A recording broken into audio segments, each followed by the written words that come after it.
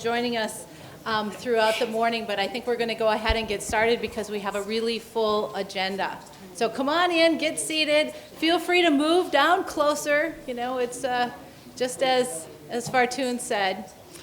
I'm Laura Bloomberg. I'm the Dean of the Humphrey School of Public Affairs, and it is my distinct honor to welcome all of you to this space.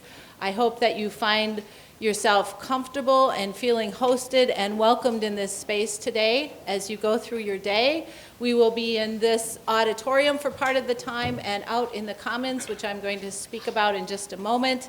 Hopefully you found where the restrooms are, which are just to my right in the Commons area, or your left right now, so just over there.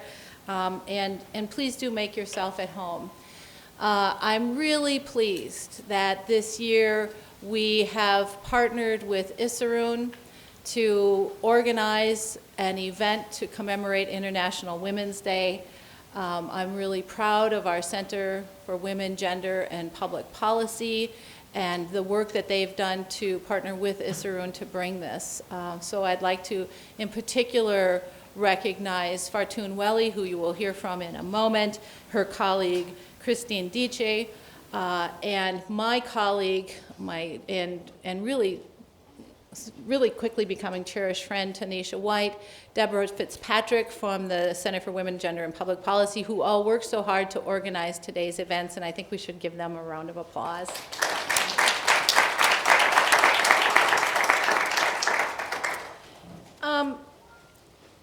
I want to talk a little bit about what we did today, but first I think we should situate this in just a little bit of the context of International Women's Day. This commemoration has been around for quite some time now. Sort of at the beginning of the 20th century, International Women's Day emerged largely out of the labor movement in different parts of the world where women were saying, there's some imbalances here that we think we need to address. And since that time, it has grown substantially, bolstered by 4 UN multinational women's conventions. Some of you will remember a few of them. And today is celebrated or commemorated around the world. So I think for me personally, it's a remarkable feeling to think about commemorating this event this day here and knowing that there are places all over the world with sisters all over the world who are also thinking about the rights, the roles, the contributions, and the value of women in all parts of the globe. So we join virtually, spiritually, and cognitively with women all over as we think about commemorating this day. And then I want to just talk a little bit about something that's perhaps a little more difficult, but I think it needs to be talked about. This is the theme here, as you know and you see in your program, for today's International Women's Day here at the Humphrey School is promoting and supporting women of African descent. Women of African descent. Fartun and I just had a conversation about this not long ago. Both of us, in recent weeks, as we have talked about this event, have had people say, well, that seems a little divisive. Why just women of African descent? I have had people, since I became dean here last June, say things to me like, aren't you spending a lot of time focused on identity politics? You're talking a lot about diversity, and isn't that kind of divisive? Now, I just would, these lights are really bright, so I'm kind of seeing you, sort of, but I would like to see a show of hands. How many of you have had those kinds of questions asked of you in, say, the last year or so about how much identity? Yes, this is not new to me. This is not rare. It's not unheard of. I would like to take this opportunity to respond to those questions. Or tell you how I have responded to those questions in 2 ways. So thank you for bearing with me. One is this. I assert that we have always had identity politics. It's just if it's your identity, it's invisible to you. So I can't look at Congress in this country. I can't look at the leadership of countries across Africa and the history of that and not realize that identity has been a part of that, certainly when we talk about gender. I go into a place called the President's Room on this University of Minnesota campus, and it is a room that's used for meeting, for public gatherings. People gather in there, and lining the room are the photographs of all of the University of Minnesota presidents since the founding of the organization. And what do I see?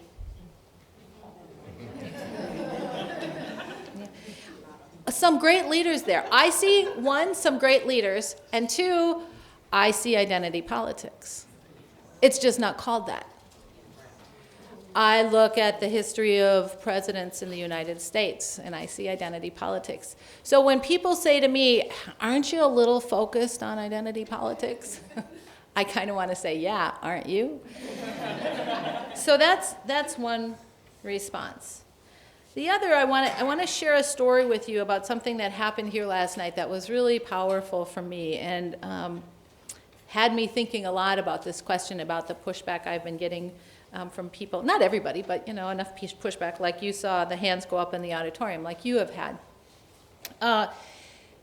We invited Sarah Bellamy to come and meet with a group of students and some faculty and staff last night in a dinner conversation, and it was wonderful. If you don't know Sarah Bellamy, she is the artistic director of the Penumbra Theater in St. Paul. The Penumbra Theater is the largest African-American focused theater in the country. As Sarah said last night, we're a 250-seat theater, so although I'm proud of Penumbra, I'm not so proud that we remain the largest and the longest running African-American theater in the country. Anyway, I think I am a card-carrying member of the Sarah Bellamy fan club. I mean, I think this woman is remarkable. And I have this personal interest in the intersection of public policy and the arts. And I'm going to circle back to that in a minute and talk to you about the commons area outside the atrium. But this is just something that's fascinating to me, because I think sometimes when we have to understand what's happening in the world and the struggles, the social justice movements, the policy issues we have to grapple with, sometimes the arts give us a way into it in a way that other elements in society do not. And we all know in our own cultural traditions the role of the arts, whether it's music and dance, or sculpture, or performance, or poetry. There's all kinds of ways that the arts writ large help us make sense of the world. So I'm really interested in building, in the Humphrey School, building a partnership with people like Sarah Bellamy and the Penumbra Theater. We will give Sarah Bellamy a Public Leadership Award at our annual events this summer. And on Monday night, the Penumbra Theater is staging something called My America. I'm not shilling for Penumbra, by the way. This is a story. And so I'm bringing a group of students and some faculty and staff to the Penumbra Theater on Monday night to see that performance. So we had a preliminary dinner here last night upstairs in our Freeman Commons, which is like the school's living room, if you will. We all kind of circled up and we just talked about this question of arts and public policy. And Sarah came and joined us, talked a little bit about what was going to happen on Monday night. And then she told this powerful story that just so completely resonated with me. I was one of two white people in the room last night. And I love going to the Penumbra Theater, but I'm always a little like, is this me? Is this my audience? Should I be in this audience? Is this a place where I can connect? And still, I feel such a deep connection to what happens on that stage. And so I have my own sort of internal conflict about that, and where does co-optation end, and where does real appreciation begin? All of those things that we all grapple with regardless of our identities. That wasn't what we talked about last night, but I talked about what it was like for me the first time I saw August Wilson's play Fences on the Penumbra stage years and years and years ago. And Sarah said, I want to tell you a story about that. So how many of you know the play or saw the movie Fences? Okay, so this is not about women. I mean, it's a story that includes women, but this particular message is not. So Fences is about a baseball player after his prime, black baseball player who was arguably the best baseball player of his time. But this was before baseball leagues in this country were integrated, and he was largely overlooked and largely was never recognized for his tremendous athletic talents. And he became something of an old, bitter, angry, insufferably hard to live with man.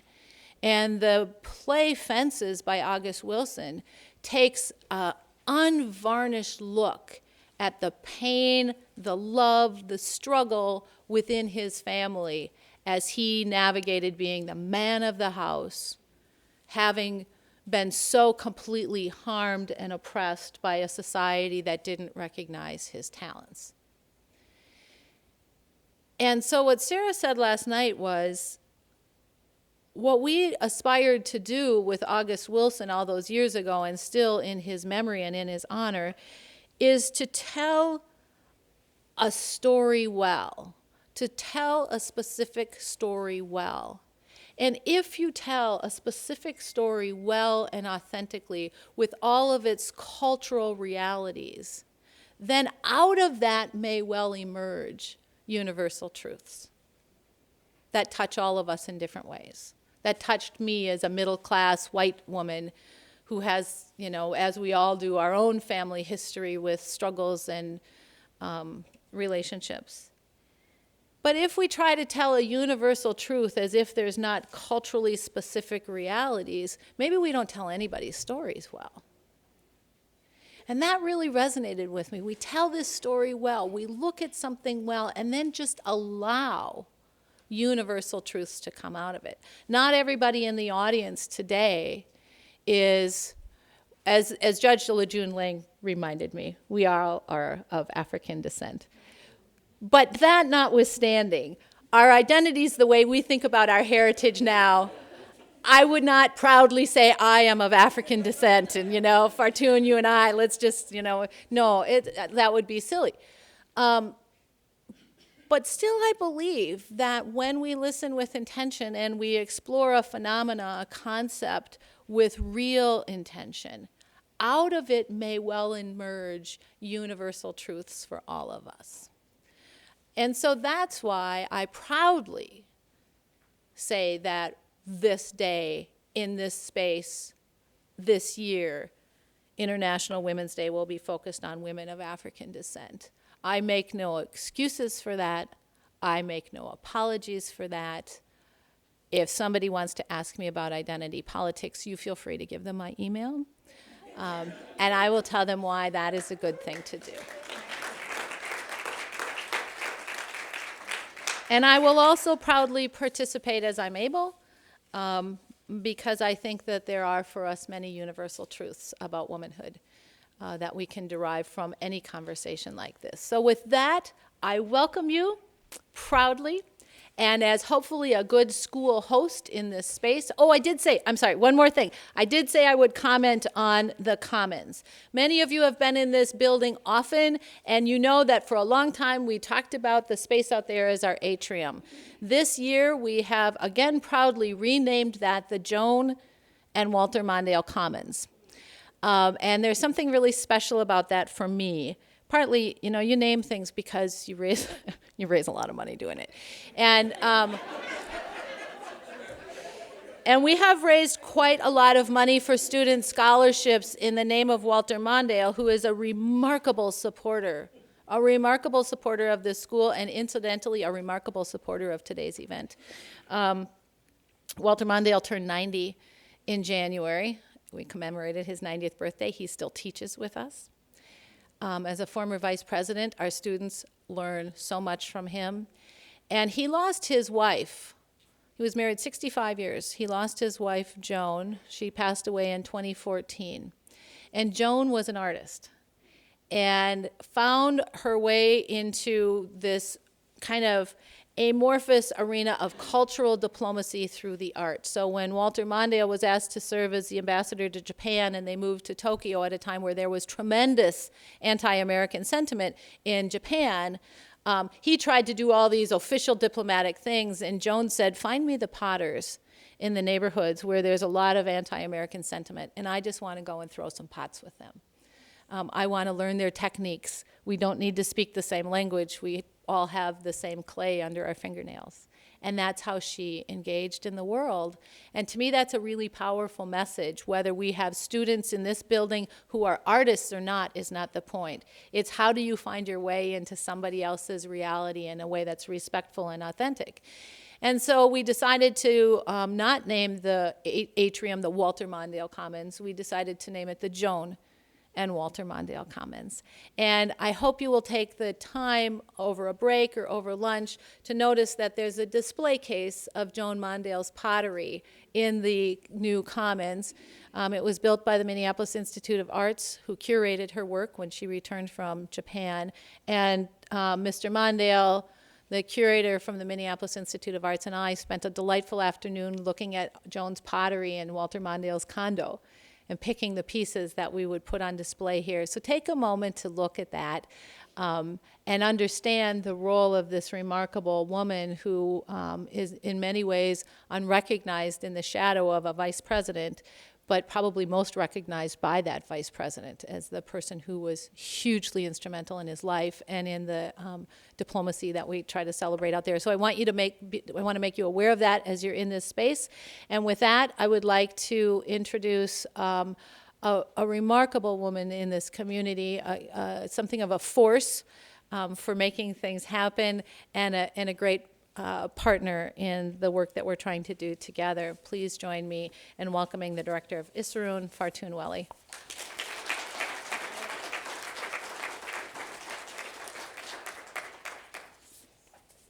Okay, I don't know how to follow that, but that is the first woman that leads Humphrey Changemaker. Can we give her a round of applause, please? Like you mean it. It's International Women's Day. Let me start saying Assalamu alaikum. Subax wanaagsan. Waxaan halkaan rabaa inaan uga diro hambalyo haweenka Soomaaliyeed meel walba ay joogaan. Waxaan leeyahay abaayo, huuno, gacalo, waan idin jecelahay.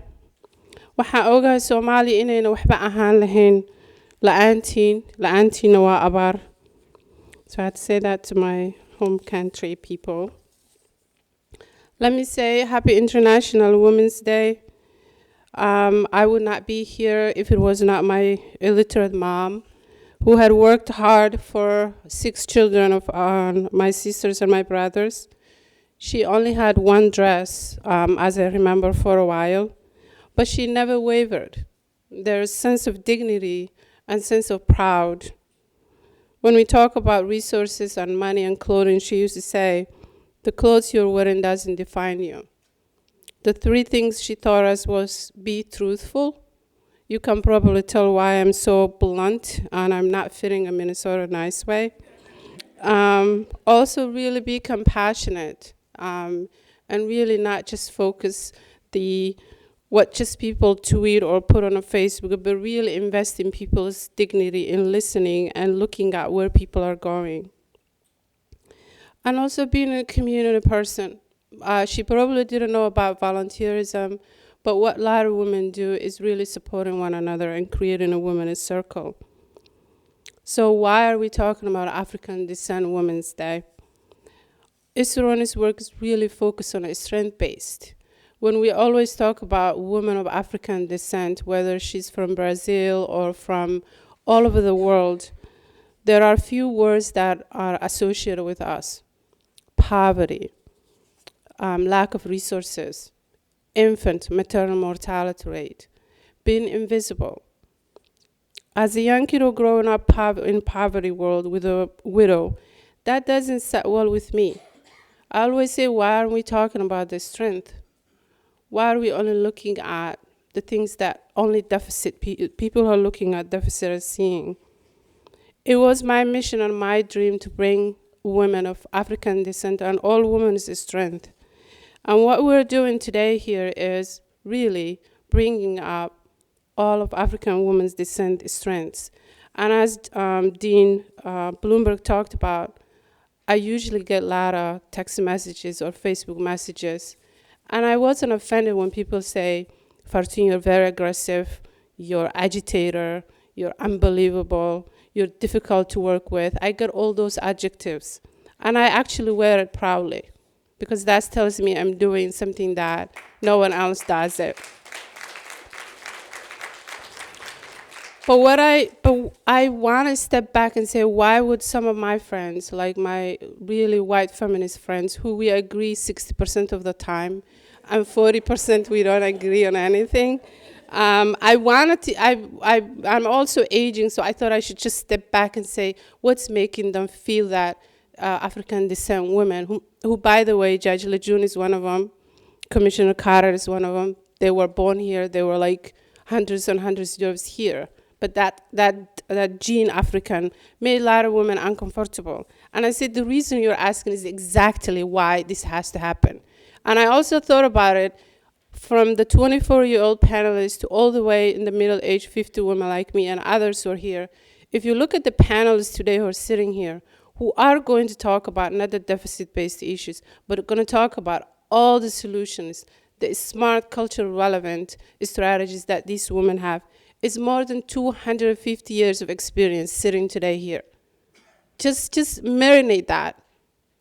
Over 250 years of experience of women of African descent sitting here today talking about not deficit, but talking about the incredible work that they're doing that is not usually unrecognized. So I'm proud to say that I would wear all the scars of being a difficult person to work with, but I want to make sure and assure many of us that now the world is looking on women, whether you're Muslim, whether you're immigrant, whether you're a child or not. We cannot afford women to divide one another, especially women of African descent, immigrant women, Muslim women, Latino women. Every one of us need to come together so a white woman can make $1, an African American can make $1, who's now making 64 cents per dollar. An immigrant woman who's sitting on $75,000 student loan, I'll be making 56 cents per dollar. We should not be focusing on these petty things about personalities and culture and all that. With that, I'm so proud to be here today, and I wouldn't do this without everyone else here in Humphrey. Also, I want to thank you, Laura. You really didn't know me. If you would have listened, the messages out there, you would have run away from me. So I am forever grateful you let me lean on you and rest and give me a space to really bring different people together. So I'm forever grateful to you. And there's Judge LaJune. I am in awe and everything else. So with that, please, I beg of you, make it today your respite daycare. Relax, get to know someone else. You don't have to be blunt, but just get to know someone else. Be uncomfortable and really soak in the solutions and the smart and the creativity of the panelists and the keynote speaker we have today. With that, we want to start with the culture of prayers to our event. And my goodness, we have Bishop Howell from Shiloh Temple and our Reverend Wilder, and we want them to start prayers. Could you please give them an applause?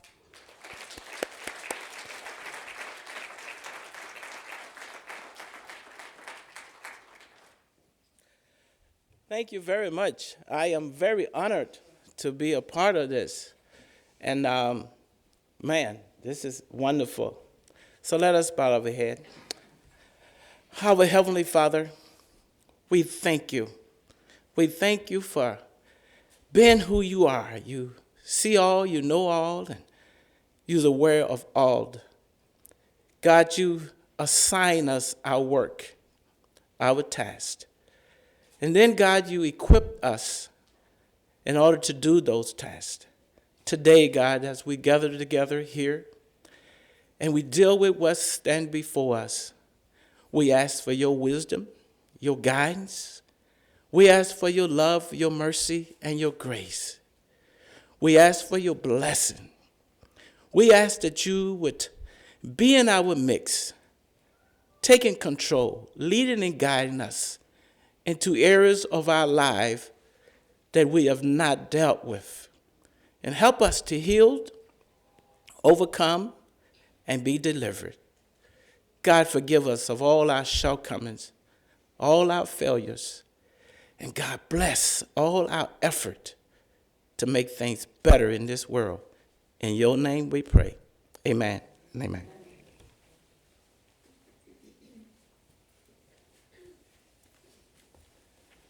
Let us continue to bow our heads. Dear Father in heaven, the creator of all, the ruler of over all, the redeemer for all, the savior to all, the blessed and potentate forevermore. Thank you for life today. Thank you for truth today. Thank you for love today. Thank you for peace today. Thank you for salvation today. Thank you for hope today. Thank you for action today. Action for truth, action for justice, action for right changes, action for amendments, action for legislation.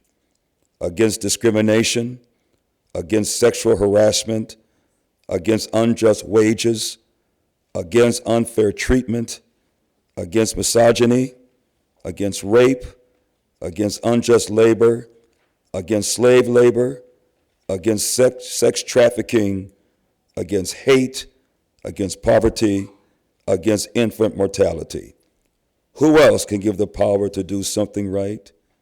Who else can make the crooked path straight? Who else could give the energy to say no more maltreatment? Who else can give the faith to fight the good fight? Who else can make ways in the desert? Who else can open doors which men have tried to close? Who else can do all things well but you? So help this day to face the future now, to face the prejudice now, to face the hate now, to face difficult days now, and to face the struggle now with courage, with fight, with integrity, with hope, with boldness, with spirit, with determination, with comfort, with confidence, with you. To God be the glory. In your name we pray. Amen.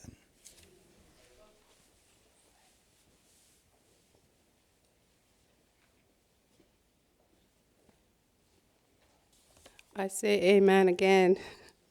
So I want to introduce one of our first panelists, and she's actually leading this panel. A lot of people talk about Christian and Muslim. Every prayer is a prayer, so I enjoy listening to the prayers. I want to introduce our amazing change maker, human rights activist, retired judge, honorary consul Judge LaJune Lange. I don't know her biography, it's like 20 pages. So what I would suggest is that you look at your program folder, but I can just tell you anything that's not scripted here, that I am learning every day a lot of things from Judge LaJune, and I am so grateful that you are here today, and I'm so grateful that you exist for us. So many of us will be following your lead, and Judge LaJune is also, works with Humphrey and everything else. Judge LaJune, please put your hands together. Welcome, Judge LaJune. Thanks.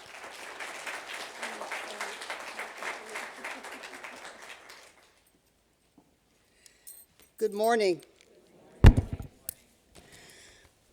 I would like to call the names of the panelists who are, and as they're coming forward, I'll give you a brief history of the International Decade for People of African Descent and where the Humphrey and where we all fit in. So our first panelist is Dr. Bruce Corrie, in charge of planning and economic development for the city of St. Paul. And if you'd come forward, Dr. Corrie.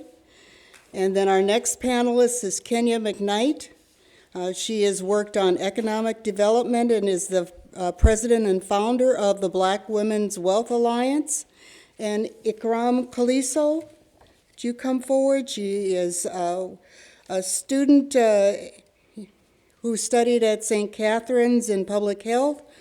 She has worked on Melvin Carter's campaign for St. Paul mayor, and she knows equity and how to get the job done. So We welcome all of our panelists, and let's give them a round of applause.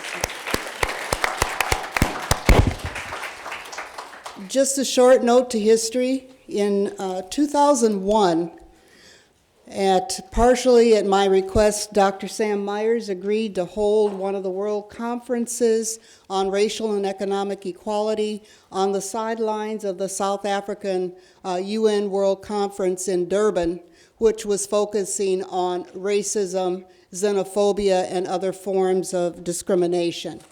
One of the things that we did in addition to holding the Wilkins Conference was participate in the UN process as part of civil society. And one of the things that we were able to get the United Nations to accept was a resolution which said that the transatlantic slave trade is and always was a crime against humanity. And so with the UN having to face that truth, and all history intervening, we finally in 2008 had the report come out from that 2001 conference, and then the UN process to have this decade for people of African descent. So people from the Humphrey Center, from the University Law School, and from the University of Minnesota faculty were all there on the ground in 2001 to bring this decade into place. Thank you.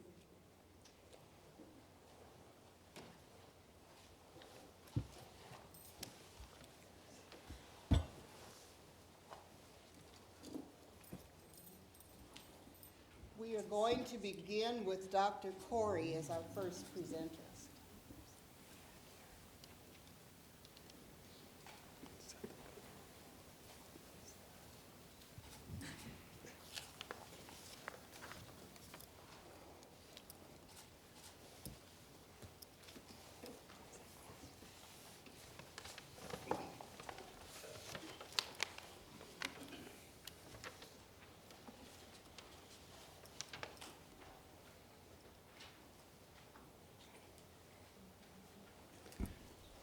Good morning, and greetings on the special day that we are celebrating today, International Women's Day. And as some of you might know, I'm an economist here in St. Paul and Minnesota for the past 30 years.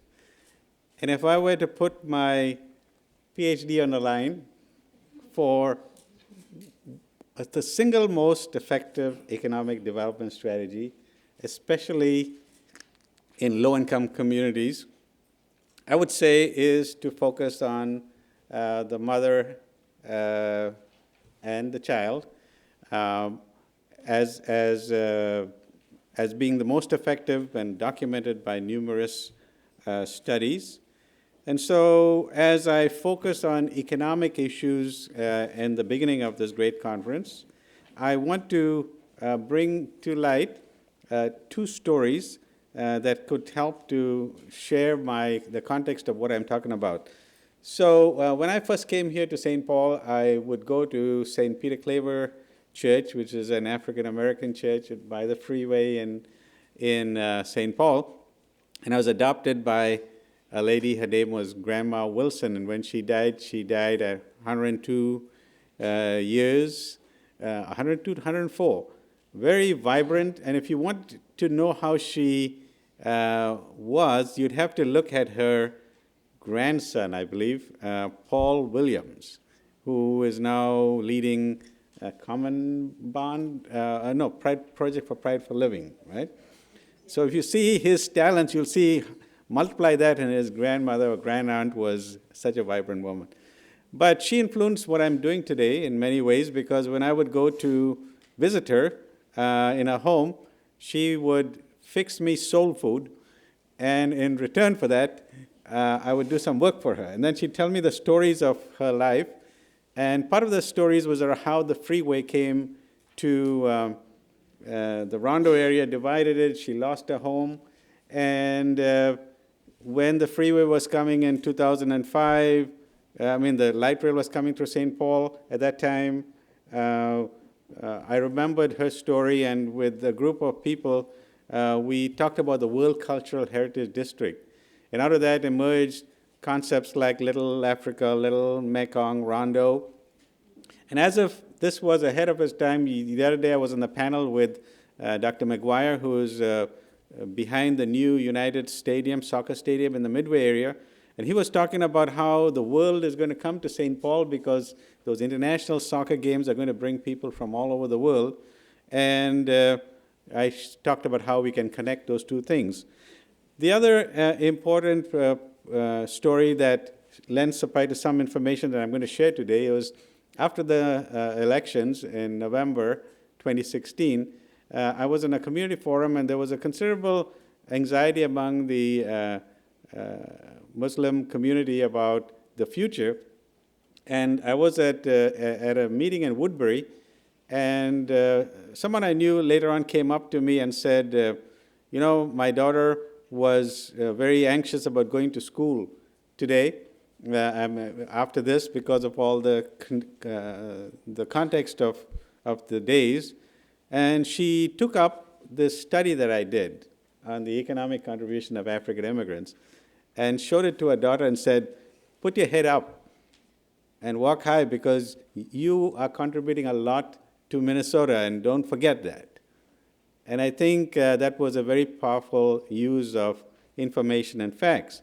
So I want to share with you some data on the newest of African immigrant women to the U.S., to Minnesota. A study that I was part of with Fartun, was actively involved with it. And I'll show you some core information that provides some context about the way we look at the community. And right now, some of you might know at my previous role at Concordia University, and now I work for Mayor Melvin Carter, who it's an honor to work in the Department of Planning and Economic Development. And he talks a lot about viewing people as assets and neighborhoods as assets, and how do we tap these assets. And those same similar themes you're going to be finding in some of the presentations that you're seeing today. I'm also honored to be on the same panel with both Kenya as well as my colleague Ikram, who we work together on many things, and as well as Judge LaJune, right from Durban, South Africa, and different places, pondering about racial remedies to racial and ethnic inequalities. So here is what we found out, a summary of the economic impact of African immigrants in general. In Minnesota, it was a very detailed study of over 500 consumers and about over 100 businesses. And then we put it together to say that the income impact in Minnesota is $1.6 billion. And that's a lot of money in terms of impact, and I'll show you, talk about a little bit. There are other dimensions of the impact, as you can see, from involvement in politics to trade connections with African countries, over 244 million at that time, to I would say that the African immigrant community is one of the largest development agencies, if you want to put it that term, funding so much of development in African countries. And so they contribute a lot, and there's over 2,000 businesses, and you're going to enjoy the food of one local entrepreneur that's really getting popular and moving across many cities, and what he's delivering in terms of food, Afro Deli. So this broader context of the African immigrant communities, of very strong political participation, I want to show it in the light of the African immigrant women that were part of the study. And so if I were to put a number on what would be the economic impact, contribution in the consumer market by African immigrant women, it would be about 776 million. And what does this mean? This means that if you look at the far right chart there on the different hospital networks, you're talking about healthcare today. They're very actively using these facilities.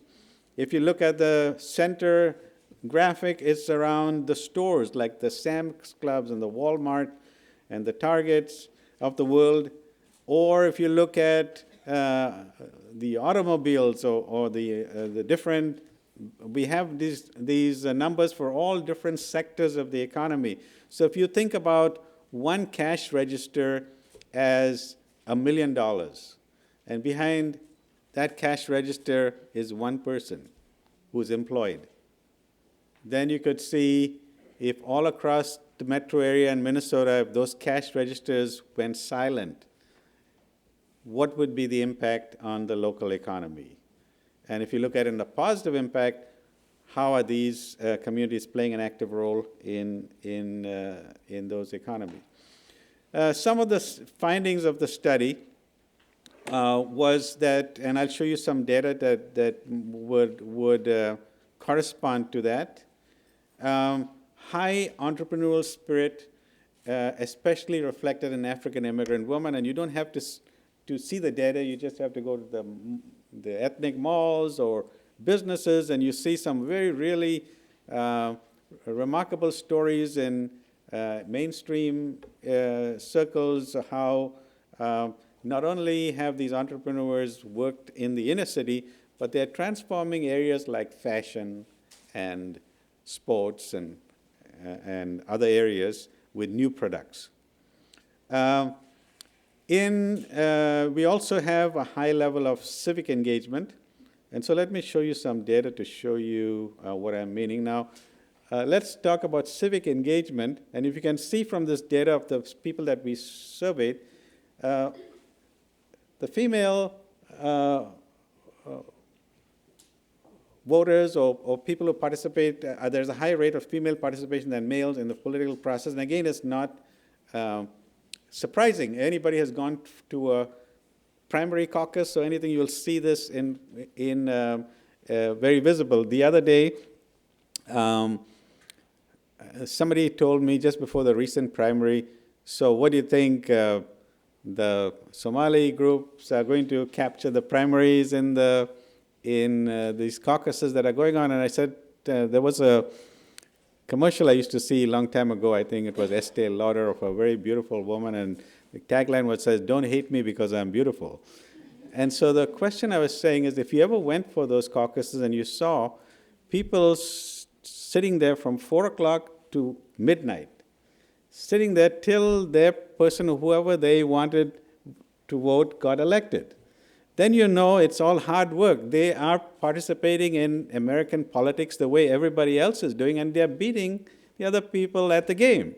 So don't hate me because I'm beautiful. If you have an answer, go and participate in the system and work it well. So you see this in this number, and this number is influencing political campaigns. You have there in the center of you an example of someone active in a campaign, and now is in the mayor's office influencing policy, very important policy, and that's the way change happens. But to more formally acknowledge this important role, Fartuna and me went to the legislature soon after the study was even published, and we went with a proposal to create a fund for African immigrant entrepreneurs. And we showed them all the data, but we came back empty-handed. And even till today, I haven't seen that fund. So participation tied to outcomes that you want to see is very important. Business experience, you find, this is a very small sample, but what we are finding out from the business data is that the experience of male and female entrepreneurs are different. And so you can't go with a package approach in business development. You have to have a unique strategy. So even in terms of for example, it looked like the female entrepreneurs, the insight from this study, had a harder time selling their idea and having people understand their business idea. And so how could systems change for that? What are the different obstacles to starting a business?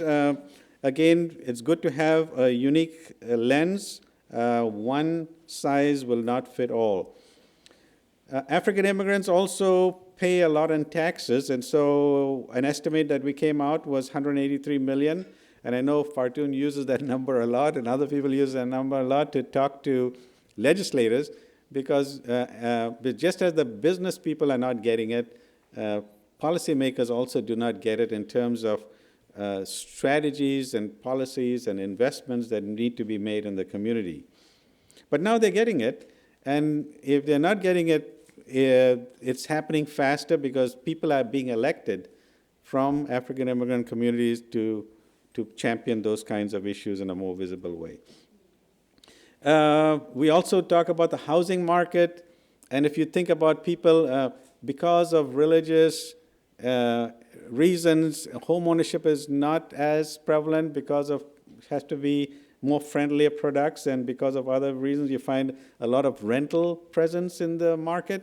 But you put all the numbers together, $236 million in the rental market, have people talked about, seen their presence as that, and how they can influence the choices of how, whether it's how many bedroom apartments are available for larger families, for culturally context in terms of families, how to look at rules of housing, about how many people can stay in a house.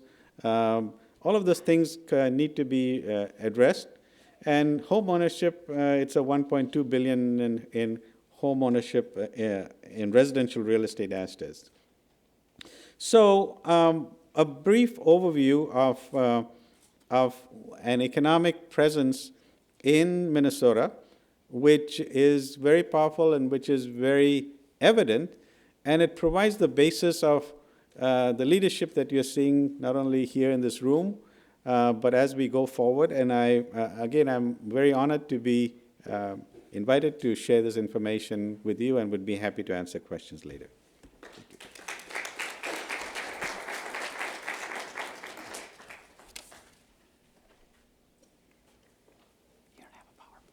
I do. Did you not get it? Cartoon? Do you? Can it be?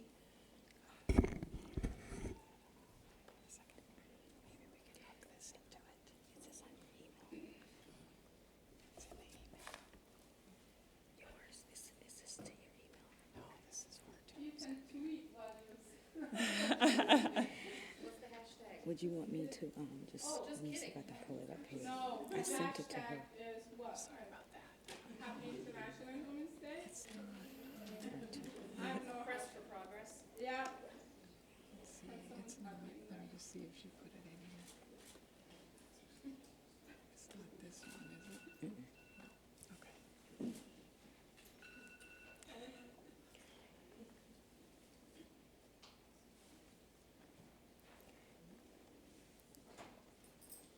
Do you want to have Ikram go, and then we can figure out? Let's see if he'll plug in here. Oh, no, so then. Yeah, let's have her go. Stick with.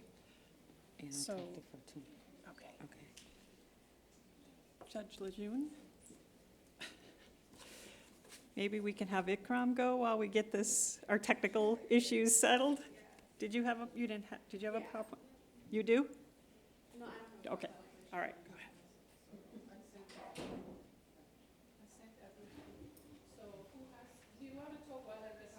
Yeah. Okay.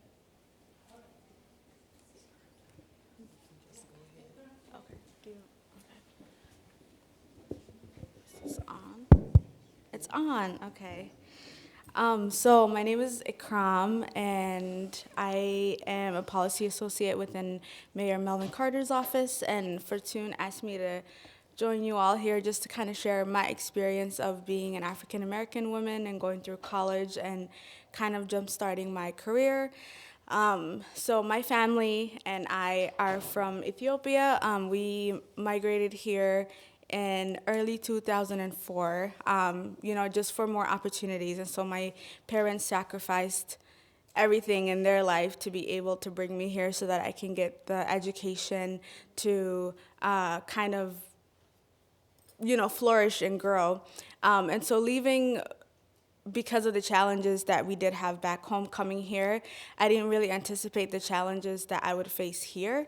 And so growing up, I didn't see a lot of women who look like me in positions of influence. And that was kind of disheartening because as young people, we don't always know what we want to do right at the beginning. We like to, see a reflection of ourselves in people, and so we can see ourselves doing that. But when we don't see that reflection, it's kind of hard to decide what to do. So I went into college not knowing what I want to do. But then throughout college, I got engaged in a lot of great internships like outside of college. So like the Urban Scholars Program and other field work that I had to do for my studies. And through that, I met incredible African American women who were doing amazing work in the community, who were change makers, who were changing the communities that we all live in. Such as Fortune and Commissioner Tony Carter. And I was just so grateful for that because I was like, finally, I'm seeing people and I'm seeing women who look like me who are doing amazing work. So that means that I can probably get to this place too in like 10 years. I didn't, really know how, so I always ask people like, what did you do to get where you are today? And what steps do you recommend that I take so that I am also successful in hopefully my 50s. And so the two critical things that I really learned starting at that younger age was that relationship building is key. In the professional world, they call it networking, but and I'm sure a lot of younger people out there right now can understand how intimidating the word networking can sound because it doesn't really feel relational. It feels stagnant. It feels like it's something that grown-ups in suits do and that we can't really participate in. And a lot of the networking spaces that happen, it doesn't really reflect people who look like me and women who look like me. So I never really felt comfortable in that type of space. But then when I started changing my framework of what networking was and that it really is about building relationships, I was like, okay, I can do that because I love meeting new people and I love learning about how they got to where they got to. And so because of that, I felt more comfortable networking or building relationships with people. And a lot of us young people still struggle with that. I still struggle with how do you keep nourishing that relationship? Because you might meet someone incredible, like today, for example, you get their card, they tell you their email and their phone number, and they say, reach out to me with any questions that you have. So once you leave today, do you just kind of leave that and let it be? Or what do you do to nourish that relationship so that you can continue to learn from them? Relationships are like flowers, as people say. You have to kind of give it sunshine and the right nutrients and water for it to grow and nourish. And so that's the same thing that we have to do, especially out in the political and the professional field that we all are into. And then the other thing that I learned that kind of helped me be where I am today is just saying yes to opportunities. Sometimes, someone might send you an email and say, hey, I see there's this great internship or program and there's a job opening. I would suggest that you consider applying for it. A lot of us, including myself, look at that and look at the descriptions and say, I'm not capable of that. I can't see myself doing that. But the fact that someone took the time to send you that and said, hey, I think you should take part in this, that means they saw that this is something that you can do. And so a lot of the times, other people and our mentors see more potential in us than we could ever see in ourselves. And so just take the leap. I've learned, just take the leap. Think of it as a challenge. At the time, you might be like, I'm going to school, I'm busy, I've got too many things, but really saying yes to that one opportunity, you don't know what is going to come out of it, and you're probably going to gain more than you lose. And so that's kind of a life learning that I learned and is one of the main reasons that I am where I am today. So with working with Mayor Melvin Carter's campaign, I met him a couple of years ago when I did my Urban Scholars internship with him. And so we got to build a relationship because I worked with him. And so when he was running to be mayor, when I left the internship, I didn't just forget about that. I ensured that I nourished that relationship and always asked them what things are y'all getting done at the Capitol? What new changes are coming about? How can I get involved? And because of that, I was asked to join his team of organizers, and I'm like, what does it mean to be a campaign organizer? I've never worked in the political field before. I don't have enough experience. But the matter of the fact is, I think a lot of us as young African American women, we always go back to, oh, I don't think I'm like experienced enough for that. But the thing is, you live your life in this society, so like your lived experiences are enough, and that's always even better than like just like other tangible skills that you can learn on the job. And so it was saying yes to one opportunity to the next, and now I'm in a role where I can kind of work to change policies and work on things that is going to not just like affect like one group of people in our community, but ensure that everyone is included, and especially for those who have been excluded from the political process and have been excluded from City Hall, ensuring that we bring them into City Hall to say, what is it that your community needs, and how can we bring you along as your own experts to make the changes necessary.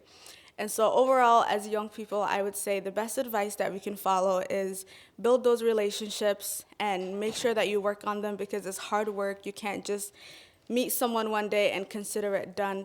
Always ask people if they could be your mentor, especially if you meet another incredible African-American woman. Say, hey, do you mind being my mentor? Because that adds another layer of like, now I really have to work on this relationship. It can't just be like, oh, I met that person, because they're gonna expect you to like be emailing them to say, hey, when are we doing coffee? And so that's something that I'm working on. So I know like Commissioner Carter, I met her as a mentor. She was a great mentor. I still need to work on that relationship further. Sorry, I'm working on it. But it's a constant process, and it's a constant nourishment that you have to take up. And if an opportunity comes your way and you're saying, and you think this is not my field of what I expected or what I'm looking for, just take it, because you never know what that one yes that you say to that person is going to lead to. So that's kind of been my experience. And the last thing I want to say is, for you to be a mentor, it isn't, you don't have to be like a professional who's been working for 20 years. Like, anyone can be a mentor. And I know and see that there's a lot of young women, and especially African American women within our communities, that need that guidance, that need your mentorship. So make sure that you give back. If you had someone that made an impact on your life and made a print on your life, that you give back and do the same thing, so that that person can also be provided the same path that you were provided to get to where you are today. So always give back, be open to opportunities, and nourish and build the relationships, and you're never gonna get too old for that. So just always work on it. And that's kind of what I'm here to share. So thank you all for listening, and I'm just really empowered to be in a space where we are celebrating women of African descent, because I don't think we do that enough, and I don't think we give women like ourselves enough credit, because we are the ones who are doing the hard work, as was expressed by Dr. Corrie's presentation. So I'm just glad to be here with all of you. So thank you.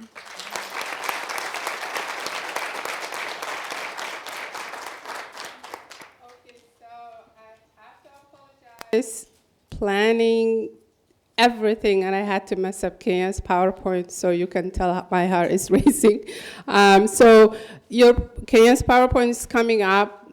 Deb is bringing in, but you guys, Dr. Corrie wants to go if you want to start conversation, or Judge LaJune, you take it over. Thanks. Thank you very much. I wanted to offer a few comments on building resiliency in adolescent girls for economic empowerment and leadership. It's very important in the community that we start exposing and providing opportunities for our girls to participate in the economy, to learn how to build personal wealth, and how to navigate all the various steps in society to get to the place where they can maintain a degree of financial independence. And I think, first of all, with adolescent girls, we have to expose them to the cash economy. And many people look and say, well, I don't want my daughter working at McDonald's. Well, of course, that may not be what you want. There may be a cottage industry which you can expose your daughter to, where she can make things at home and sell them in the market. And like African immigrant tradition, Minnesota has now become aware that it is productive, that it is legal, and that it is an opportunity for women in particular to participate in cottage industries where they make products, they make food, and make other things out of their home. And I will say that again, out of their home. You have to have a certain Department of Agriculture license to be a home cook that sells things in the commercial marketplace, but these are opportunities that allow, without an infusion of capital, for girls to be able to make things and sell them at various events and start learning how to have either income during the summer or during holidays or for special occasions, and be able to sell and market things. The other thing that girls need is a savings account. They need to understand how to save for college and how to save for important occasions. All set? All right. Were you done? Yeah, I'm done.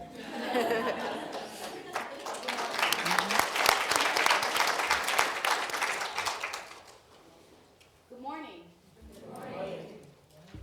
Y'all still asleep? I'll say it again. Good morning. Good morning. All right, there's coffee out there too. Yourself up. So my name is Kenya McKnight Ahad. I am the president and founder of the Black Women's Wealth Alliance, and I am a native of Kankakee, Illinois, but I've been here, Minnesota, raised here for the last 34 years of my life, where I've spent at least 32 living in North Minneapolis, where I still currently reside and work. I'll talk a little bit about the Black Women's Wealth Alliance, and it's a little, but you can still see it. All right, let's start with this front page.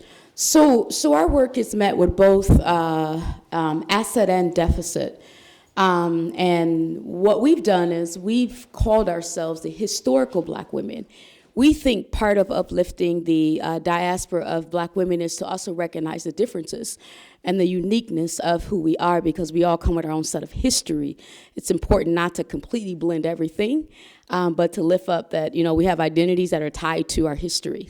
So for us, we call ourselves historical Black women who've been in this country for hundreds of years, that come with a lot of interesting but creative history. And as a historical Black woman, we're always, for the most part, lifted up in our resiliency, right? We talk about how great we are. We talk about, there's no woman in this country who's worked probably as hard as we have and as long as we have, for as free as we have, and for everything that we've contributed to lifting up the foundation of this country, right? So even when we're in these conversations about women's rights and women, the work pay, equal pay, you have to understand that Black women, historical Black women, were also giving birth in the cotton fields, having their babies and going back to work hours later, right? So these are women who did not have those rights. And so for us, in the context of this country, it's always important to pay homage and respect to those who paved the way, those who sat there and shed their blood, their tears, right, for any of us in this room to be here, period. There were women who look like me, and they're my ancestors. So we can never have a conversation about women without talking about the foundation of what historical Black women have laid and continue to lay in this country. So we approach our work from that space, and that is who we lift up. Although our work is open to anyone, we specifically and unapologetically cater to historical Black women in our work. And so in that, from a place of asset, it is about, we have all these great things that, we are the, first lady, right? We have a lot of great things to celebrate about who we are, right? We're leading new business starts in Minnesota and as well as across the nation. We are America's entrepreneur, right? We're leading education. I don't know too many women who are more fierce, but in that, we're also leading in the deficit area of wealth. We have a median income between $50 and $50 and $200. We virtually have no assets. We're leading unemployment among all women. We're incarcerated at the highest rate in Minnesota than any cultural group and across this nation, right? And we make less, right, than white women. So even when we're in those conversations about equal pay, my conversation with white women is often, well, you know, it's really difficult for me to be on the picket line with you about equal pay when I'm not even equal to you and your pay. So let's talk about equity within women. And they go, well, you know, you got the wrong focus. It should be about men. No, let's talk about the equity between us as women and the challenges that black women continue to face in the workplace due to their relationships with white women. We're still fighting to be able to wear our natural hair in the workplace, right? In 2018. So anyways, in that, I just want to lay some framework and foundation for where I'm coming from, what kind of chick I am here. I'm not here to make you smile or be comfortable. I'm here to just tell you from our paradigm and what it is and why it is and what we do. So in celebrating our assets, we also know that we trust black women and that we are the wisdom and the keepers. And we are the knowers of our culture, and we know what works for us. And as Viola Davis said so eloquently, the only thing that separates white and black women is opportunity, right? It isn't a matter of aspiration. It isn't that we don't work hard. It is about the opportunity. But also it's about the value, how we uplift and respect and support one another, right? How we recognize and honor the work that we do and who we are and what we contribute to our lives. So we started in 2014 as a work group of 20 women who met every week for 6 months inside of McDonald's on West Broadway, talking about our own experiences and what did that really mean for us. You know, we came from generations of families where finances were not discussed, right? Out of the 20 women, only one of us felt confident in our financial skills. Only one person owned a home. Only 2 people were married, and only 4 people made over $40,000. And these are a room full of fierce women, right? Who I've known as entrepreneurs and just change makers, but we didn't have any real financial stability in our own lives.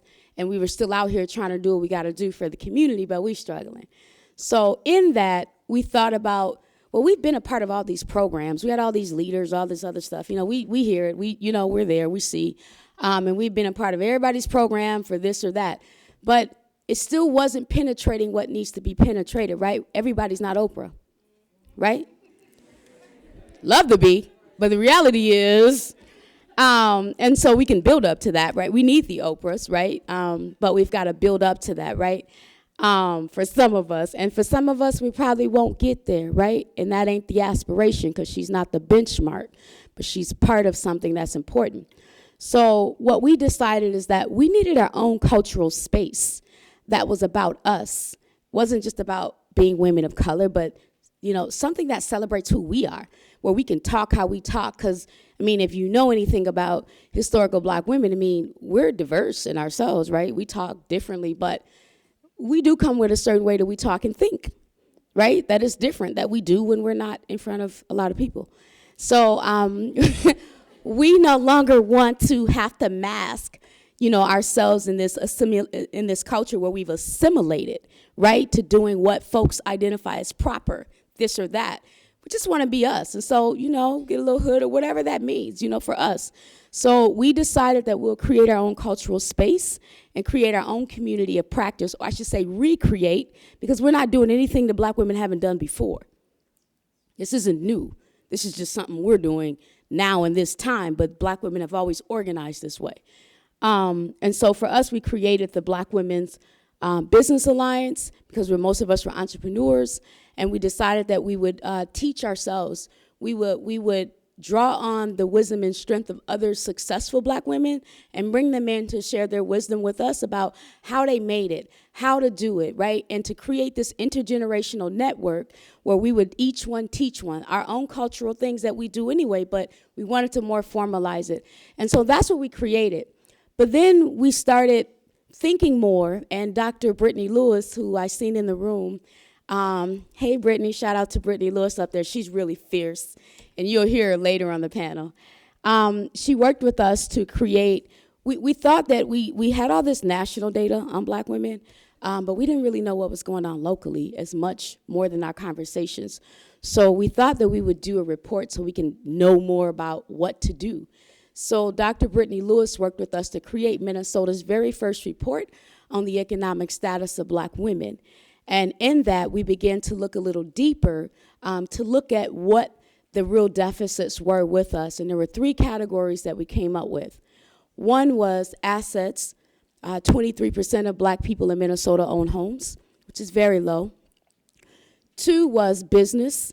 Black women are leading new business starts in Minnesota, yet they receive the least loans to grow and sustain their business, and certainly the least contract opportunities for procurement to work in, private, government, public systems as entrepreneurs. And then 3, wealth literacy. There wasn't enough focus on wealth. That conversation in our community is often approached from a paradigm of financial literacy, which is great, budgeting, saving, that sort of a thing. But for us, we know it was important that we needed to understand the concept of wealth. What is that?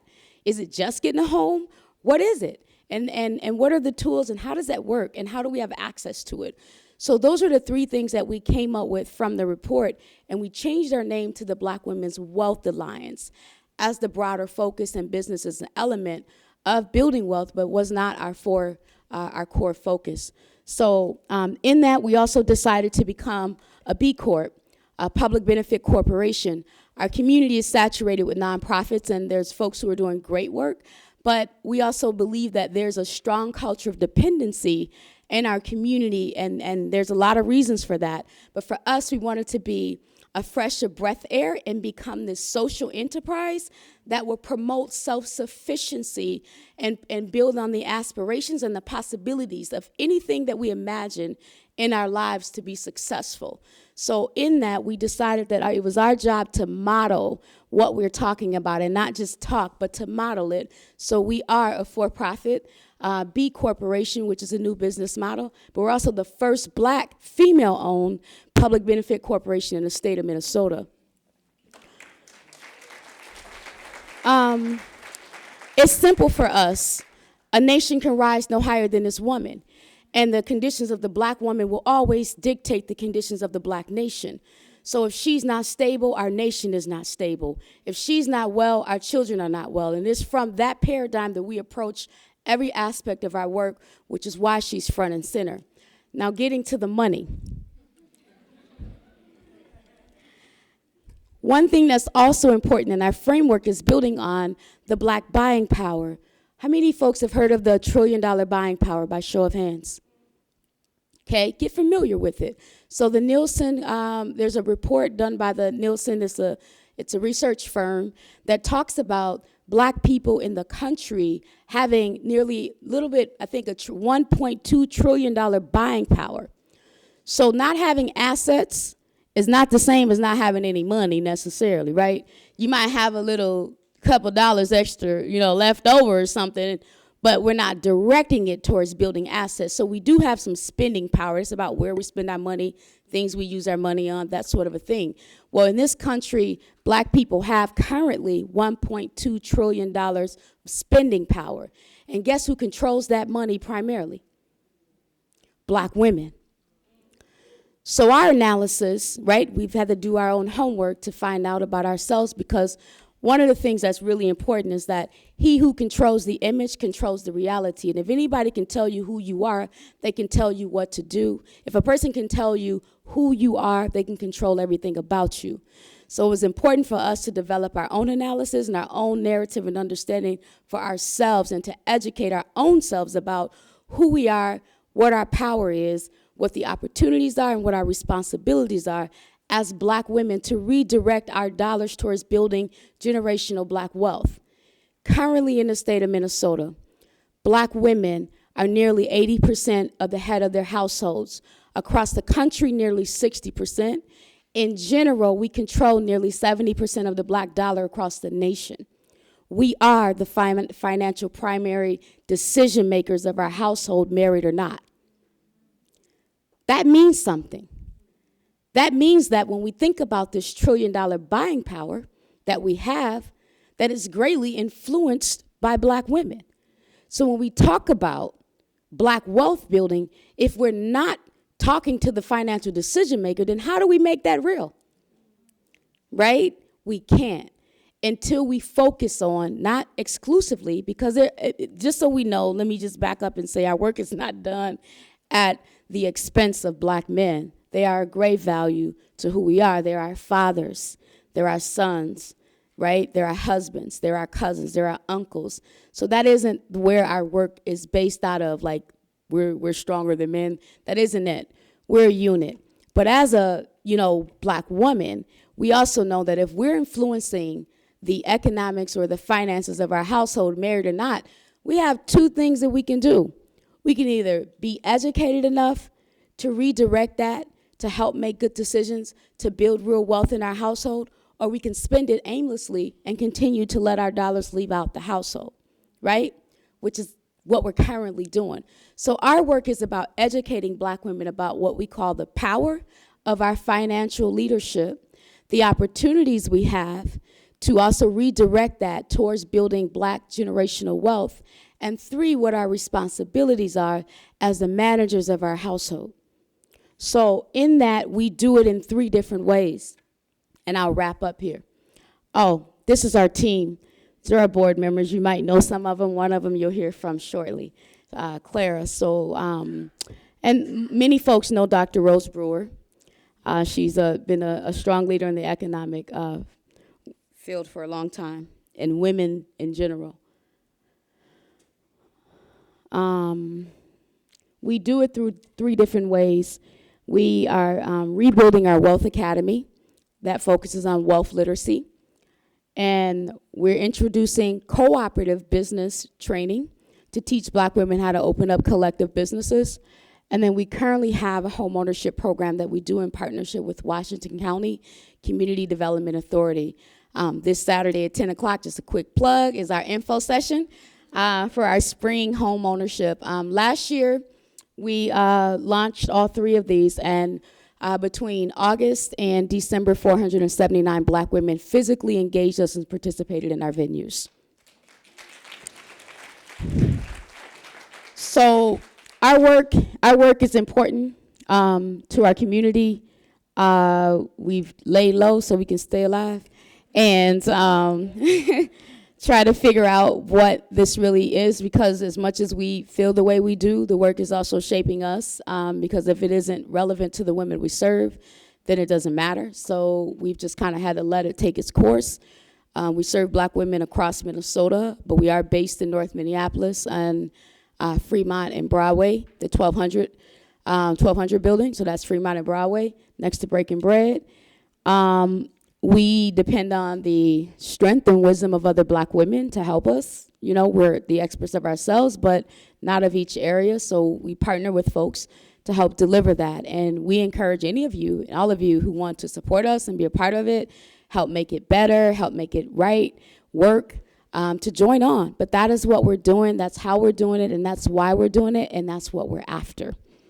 Happy to answer any questions. Oops. I think I went somewhere else, but this is the last slide. Can you give me back real quick? Sorry.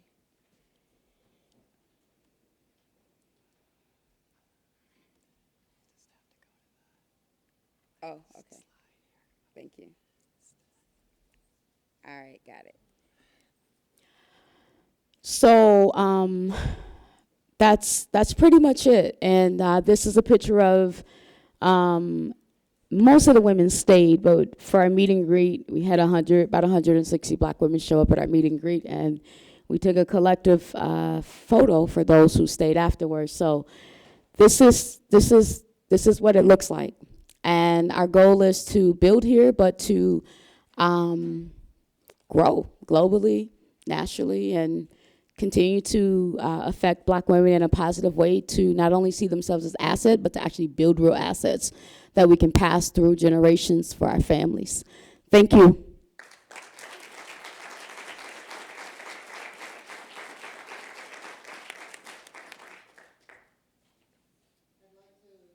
you want to do your PowerPoint? No.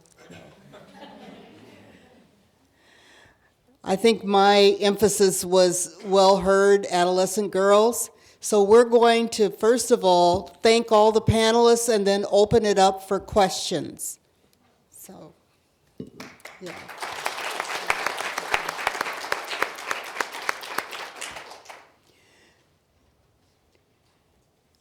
All right, is there anyone with a question?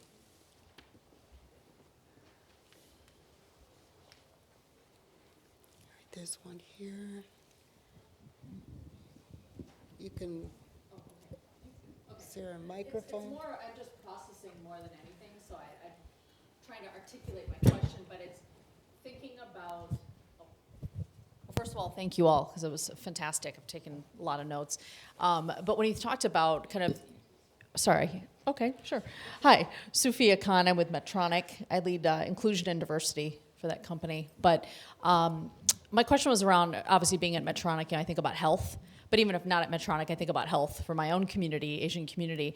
So when you think about wealth, how do you connect that to health, or have you thought about that connection? Because you think about a lot of cultures, especially Asian cultures too, we think about the maternal role, right? The head of the household. It's not always the man, it's the woman. That's how I was raised. And so I think about that health component in order to get to wealth, home ownership, et cetera, for the community. So what are your thoughts there? Again, not a fully formulated question, but just something top of mind.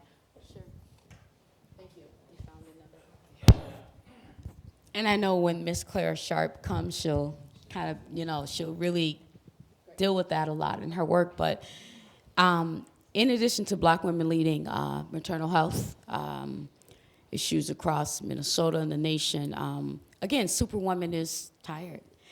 And You're wearing your cape. I'm wearing my mama cape. Wear this cape for my mama and grandmothers, but we're tired. And I think that it's showing up in a lot of ways.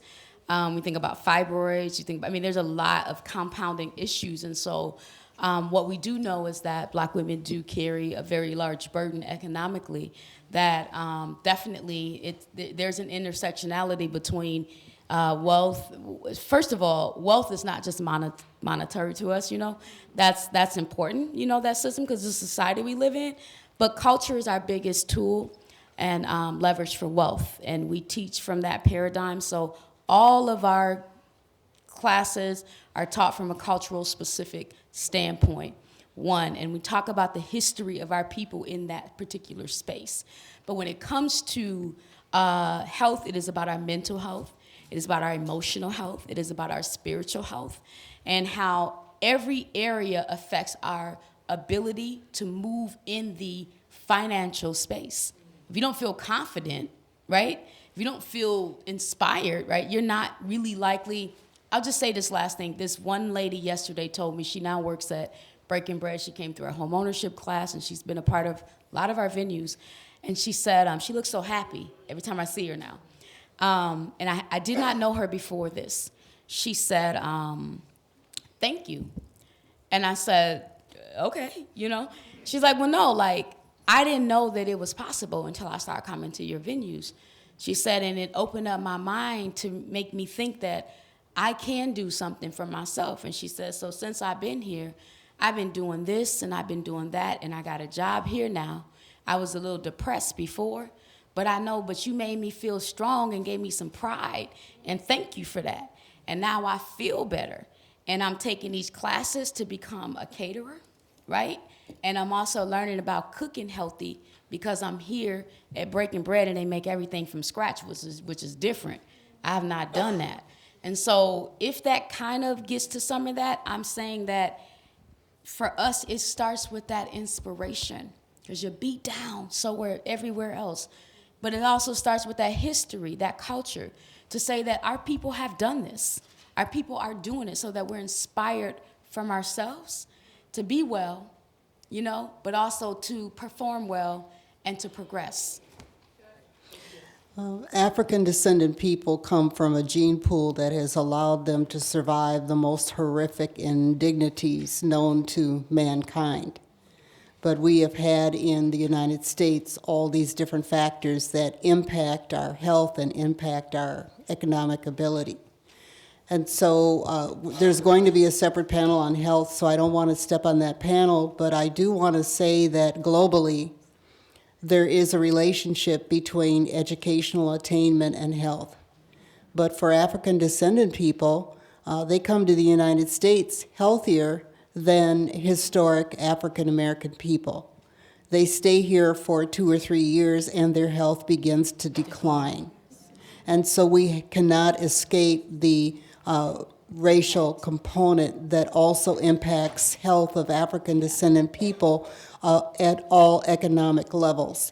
Whether you're successful and you've made that wealth, you still are impacted by the structural racism within the healthcare sector. And that's proven. Yeah. So I think we're going, I'm sorry, is this on? Thank you. Tony Carter, Ramsey County Commissioner. I'm really glad to be here. I'll be moderating the health panel, and I think we'll have to add Dr. Lange to it. So I just want to say thank you to all of you for the tremendous work that you're doing. Certainly you didn't come here to blow your own horns, but we need to know about it to be able to connect to your work and to help advance your work on behalf of all of us. And I will just stop at the end of the table with Dr. Corrie to specifically ask. You talked about the fact that you have been at the legislature, you and Fartoon, and advocating for resources for immigrant businesses, African immigrant businesses and immigrant businesses. And I just understand that it is so difficult for us because of this sense of divisive politics to get through those kinds of policies that will benefit those who are most in need, those who really do represent the greatest opportunity. We can ensure the trajectory of our community, our state. We can benefit all of us if we are able to get those kinds of policies through. How do we connect? What help do you need from us? How can we ensure the success of initiatives that will benefit all of us? Thank you, Commissioner Carter. I want to, at the outset, summarize the core message of the presentation, and that is, historically, the way someone dominates somebody else is around value. So if you put somebody at a lower value, then you could basically boss the person or take advantage of the person. And the data that I bring out is public data, is available very easily to put together. I'm not doing an econometric study to put that information out. You can get it out from the web. But nobody ever talks about it because that way you can say that these communities have no value and they are a deficit, they are a burden. But what we have done is lift up the value and offer to the policymakers that your thinking is wrong, and if it's based on power and structural power, then that power dynamics have to change, and that's why you're seeing people rising to capture that power. And that it's also a wrong way of thinking because you're not looking at the opportunities of those, of what, and what you've heard from Kenya and from Ikram was about how in different ways you can see the potential of this opportunity as it emerges and when you let it go. So someone just said about the answer to the question, how might it happen? Someone asked somebody in the university, how do the Norwegians do it? And the person said, they did it by becoming governor. So, in the city of St. Paul, the answer is there. In the state legislature, the answer can be there. But also I want to say, I hope at the end of the day in this group can document all the leaders in every sector, because I haven't seen a list. But if you can put together a list of the leaders in every, and publicize it, because there are a lot of people doing some tremendous amount of good work in leaders in their different spheres, like you in the county and in the broadest perspective, and Dr. Josie Johnson, and a number of names I can come up with, but I have not seen a list. And that's the first way to celebrate that value and to show role models, and also then that will, with the collective power of people, change policy.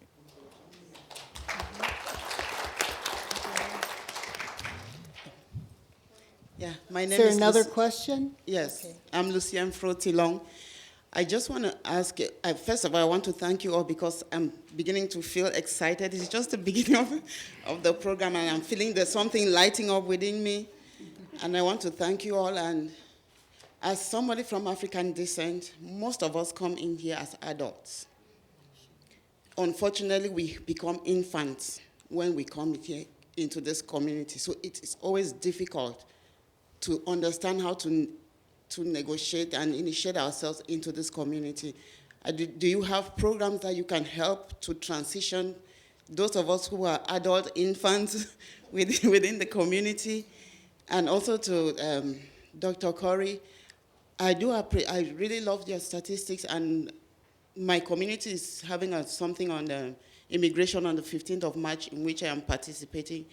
I would like to reference your information in that meeting. Can I please have a copy of it so I'll be able to use it?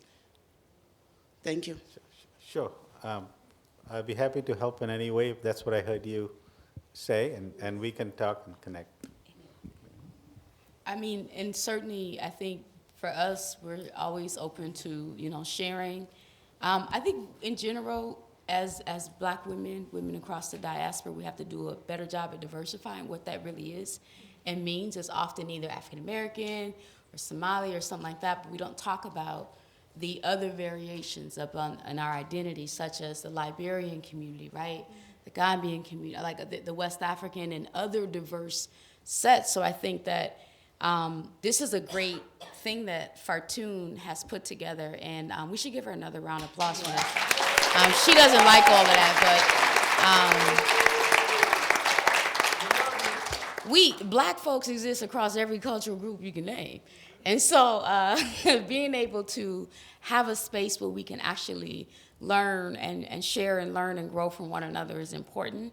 And because we learn more about ourselves. And so for us, if there's anything that you think of value to, your particular community, certainly we can figure that out.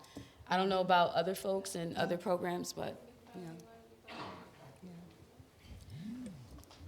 So I don't know about any particular programs that are out there, but and just learning about Kenya's presentation, it sounds like, something like that, or another organization that brings, women of color or women who look like you together is really a good way to start, because that's where you would be able to start building the relationships to help you transition. Because I don't know if maybe there is, so there might be people out here that know of particular programs that help in that transition, but it really is about, I think, building relationships with people out in the community who can let you know about opportunities that are coming up and about programs that exist that can help you in that transition. And so I would say just, even today, meet people and ask them that same question. It doesn't have to just end with us right here, because I'm sure, there's a lot of us in this room. And so if we put all of our resources together, we can create something that's bigger than just what we can provide you up here. And my organization, the International Leadership Institute, would be happy to talk with you about your priorities and see how we can link with you and point you to organizations within Minnesota. and don't be afraid to create. What we are did not exist before we created it, and it really doesn't across the country from our research. So, you might have to create it. Well, we'd like to thank all of you.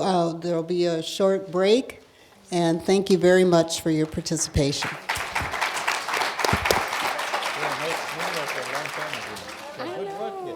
So if everybody can be back in here around 10:30, we can get to Commissioner Carter's amazing health panel.